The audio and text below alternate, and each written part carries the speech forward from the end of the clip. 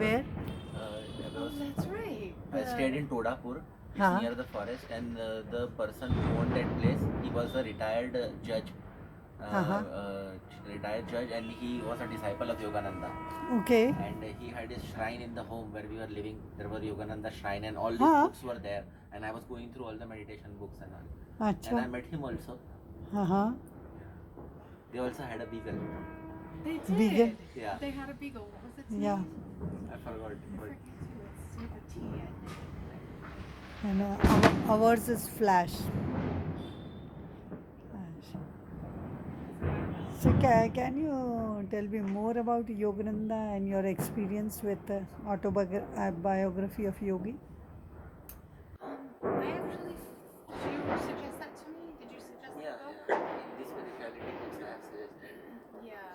So Love must have suggested it, and I really enjoyed reading it. And then it was after that that we went up to the Babaji Cave Mm-hmm. up by Kukushina, and it was an amazing experience just to read that incredible life story, and then to sort of walk the same path and be up there on the cave was amazing. I just remember one thing on the cave also she chanted, but on the cave when we were there we were able to see the peak of the tree. Peak of the. The peak of the tree. So Huh. I just had a feeling that if he was meditating there, he was also on the peak of the tree. So that where his mind was. So I always start my meditation with, your soul sitting on the branch of a tree and your body lying down like a dead body on the floor. And that is how I take them into astral surgery, astral meditation.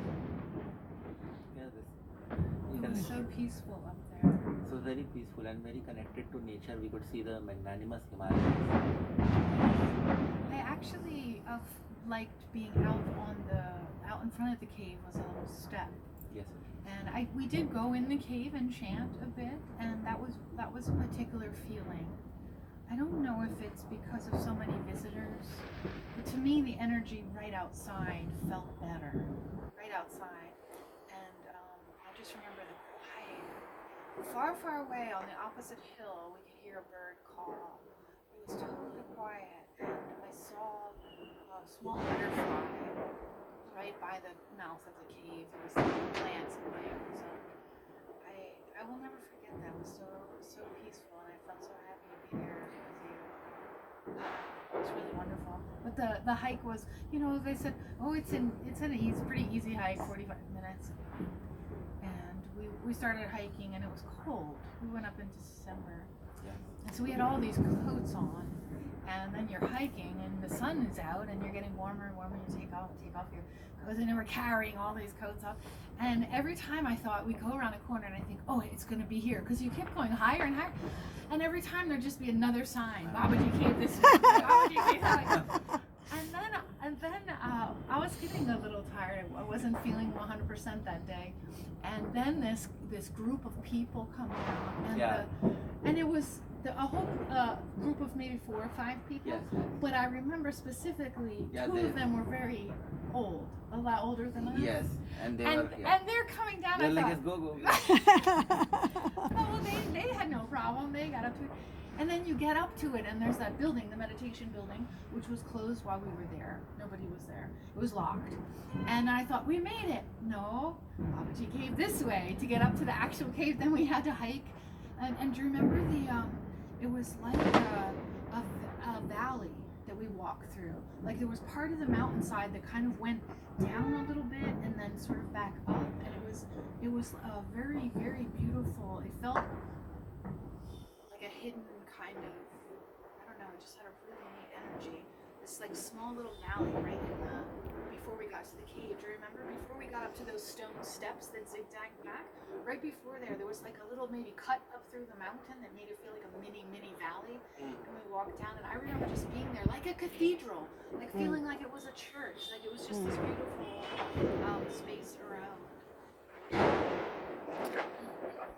So, can you share how you came to know her and how She came to India and Well, it's a long time back. It's been 5 years now, but I actually heard her.